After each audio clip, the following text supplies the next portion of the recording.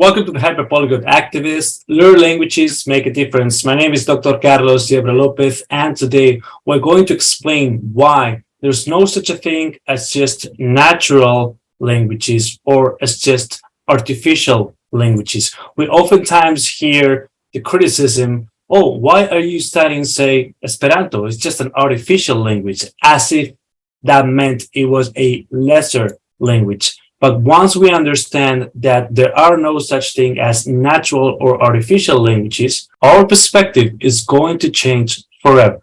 Now, I'm sure some of you might have come across this notion of Konglangs. What is a Konglang? Well, Konglang means constructed languages, such as Esperanto, for instance. But that raises the question, are there languages that are natural and then all the languages that are just invented or constructed? Aren't all languages actually constructed, or they just grow on trees? They just fell from the sky. Now, what I'm trying to say is that the binary between so-called natural and so-called artificial languages is both outdated and misleading. And this has been pointed out by a number of authors, as you can see on the screen. Now, most of these authors work in the field of interlinguistics, which is the study of interlanguages, which are contact languages that are tailored, that are made, designed for international communication, such as Esperanto. Now, the problem with calling a language natural is that this makes it look as though languages are just natural organisms and they behave in the same way, which is not true. And it's very misleading, as it has been claimed by Sakaguchi. So I'm sure you've come across this image. It's everywhere on the internet. On Facebook, is shared by thousands of people, liked by a lot of them because it is aesthetically pleasing. Therefore, uncritically, people just tend to like it and share it. But on closer inspection, if you actually think about the implications of this image, this is a deeply misleading image about languages. Look at this.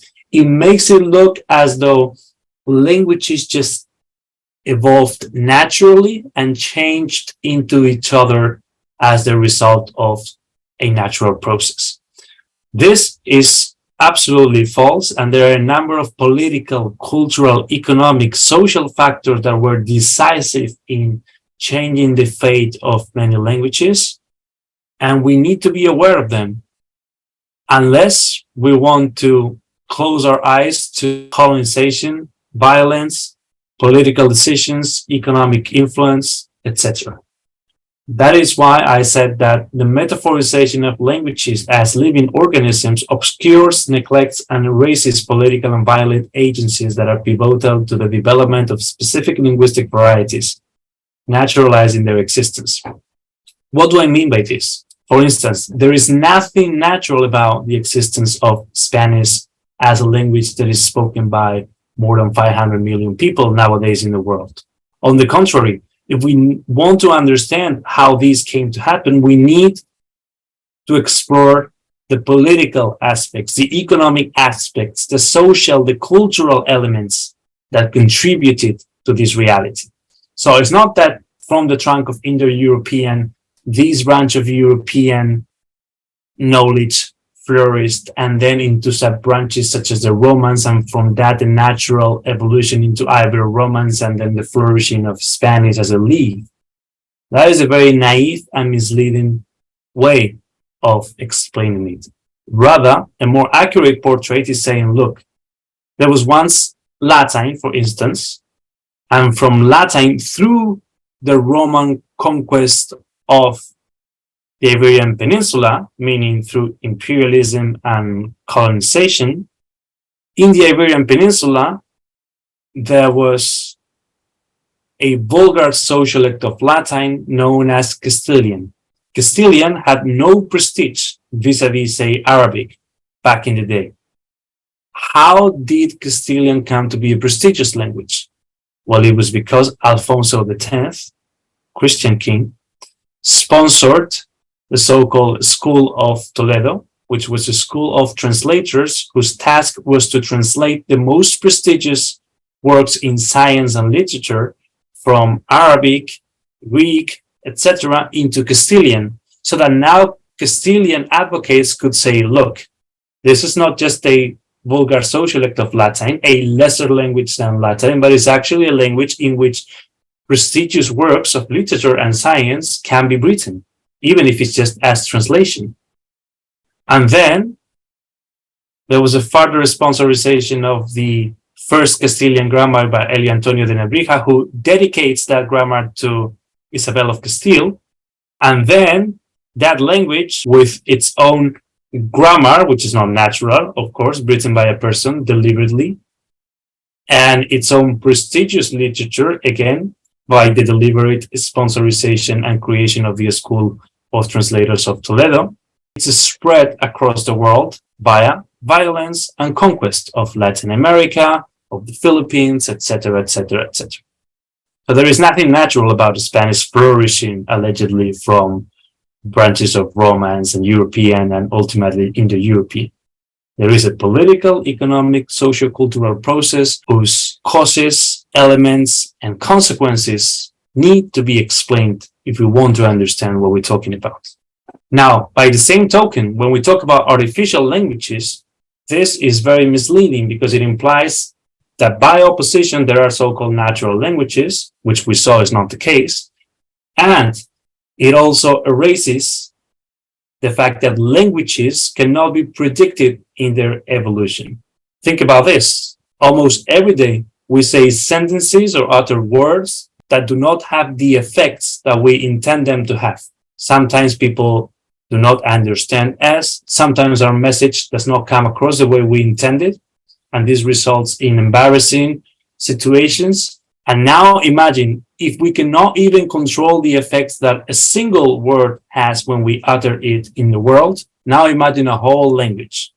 Of course, the language is going to evolve in ways in which were not predicted by the people who planned that language or authored its grammar or its dictionary, etc. So when we call a language artificial, we make it look as though people have complete control over that language, and that's not true. Nobody can control the evolution of languages. They can direct it, they can influence it, but ultimately there is a component of chance, as argued by McWhorter in his book, The Language Hoax. Chance plays a big role in the evolution of languages. That's why in the critical literature, particularly in interlinguistics, we do not talk about the binary natural versus artificial. We do not talk about purely natural languages or purely artificial languages. This is something you might see on Twitter, on Facebook, in the polyglot community by people who are not formally trained in critical social linguistics, etc. But this is one of those binaries, the natural versus artificial languages. It's one of those binaries that makes it really easy to think, but extremely difficult to understand. Hence why interlinguists and critical social linguists prefer to talk about the continuum of deliberate influence. In other words, it's not just black or white. It's not just natural or artificial. There is a continuum, there is a gradient that goes from natural to artificial, and every language can be placed in a certain point along this continuum. And no language is entirely at the point of 100% natural or at the point of 100% artificial. Rather, every language participates from a certain degree of naturalness and a certain degree of artificiality. And many authors have purported this idea, as you can see on the screen. The article that I've used to prepare this presentation is Strias, and you can find its link in the description below. Now, already in the 60s, Hockett, for instance, suggested a number of criteria, 16 in particular, on the basis of which to decide whether a language is more or less natural or more or less artificial, on the basis of which to place that specific language in that continuum. And the criteria are vocal auditory, broadcast and directional reception, transitoriness, interchangeability, complete feedback, specialization, semanticity, arbitrariness, displacement, prevarication, reflectiveness, tradition, learnability, discreteness, productivity, and duality. Now, of course, each of these criteria is very intricate, and I do encourage you to go to the link in the description below read the article and examine each of the criteria to understand just how nuanced this analysis is, and by opposition, just how unrefined, just how coarse-grained and ignorant is just to say that languages are quote-unquote natural and quote-unquote artificial. The reality is much more nuanced, profound, and interesting. So when you apply this idea of the continuum of deliberate influence on the basis of these 16 criteria, what you have is the kind of continuum that you can see on this image, where at the bottom you see artificial language. And as you see, it's just a limit. There is no language that is purely artificial. And on top, there is natural languages. And then again, no single language corresponds to that category. Rather, different languages participate from those limits, natural and artificial, to different degrees. So, for instance, next time people say to you that they don't like Esperanto because it's just an artificial language, remind them of this. Ask them, in your opinion, compared to which language is Esperanto a more artificial language? And in that comparison, which one of these 16 criteria are you basing your opinion on? And if you're using other criteria, which ones? That will be a much more interesting debate than is it just natural or is it just artificial? The world is much more complex. So for instance, when it comes to Esperanto, it will be placed here. It wouldn't be the most artificial language, meaning the language that has been most deliberately influenced by human beings, but it wouldn't be the least one, right? It wouldn't be the most natural in that sense. So you see Esperanto here is a language that is more deliberate in its creation than, say, Occidental or Interlingua, but less so than Volapük, or less so than Solresol, Loklan, etc. Now, if you're not familiar with these languages that I just mentioned, and do not want to read an academic text, such as the one I'm drawing my information from, you can always have a look at this book, which is a popularizer. It's meant to entertain, yes, to inform, but mostly to entertain. It's not an academic piece, and it's quite readable. It's called In the Land of Invented Languages, and it's written by Arika Okrent. There you will see a diachronic evolution, meaning an evolution throughout history of these languages that people have tend to describe as artificials, right? Esperanto, Volapük, etc., etc. Why were they invented? For what purpose? Did they succeed? What did people at that time think about those inventions, etc.?